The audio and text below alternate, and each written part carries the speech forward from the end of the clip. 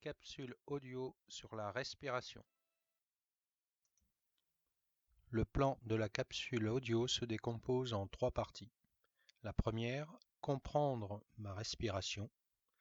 Nous poursuivrons avec pratiquer notre respiration. Enfin, la dernière partie s'intitule conclure pour agir.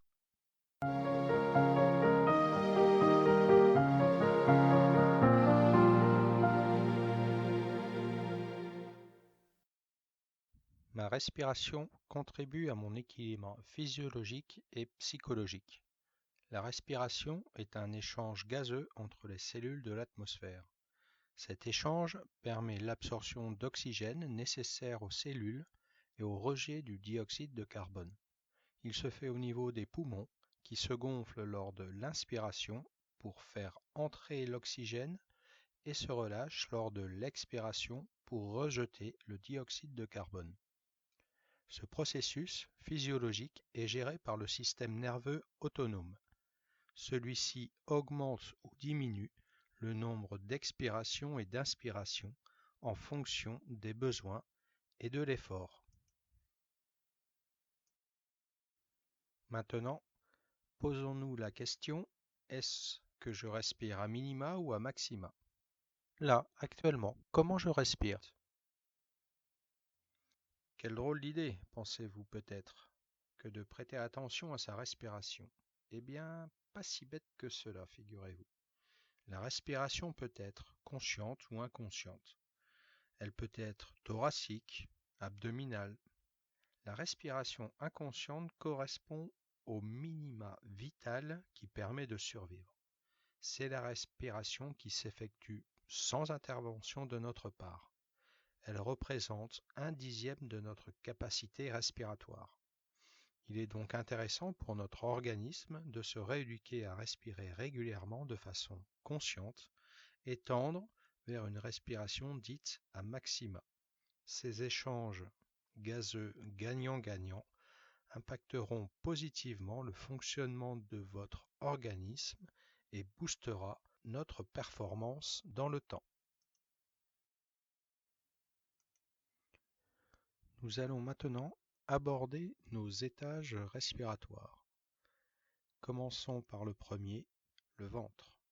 Respirons uniquement par le ventre. Pour cela, inspiration de l'air par le nez et c'est uniquement mon ventre qui se gonfle au fur et à mesure que j'inspire.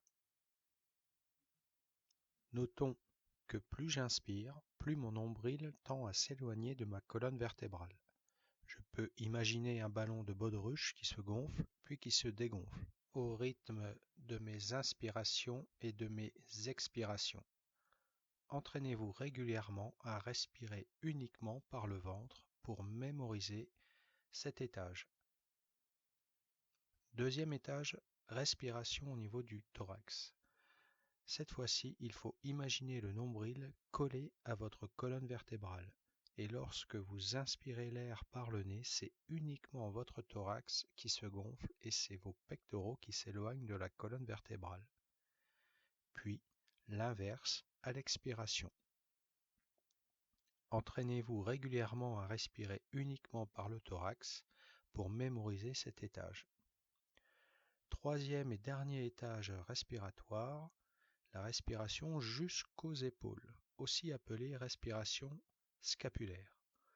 Votre nombril et vos pectoraux restent au plus près de la colonne vertébrale et maintenant, quand vous inspirez l'air, c'est uniquement vos épaules qui se soulèvent au fur et à mesure que l'oxygène rentre dans la partie supérieure de vos poumons.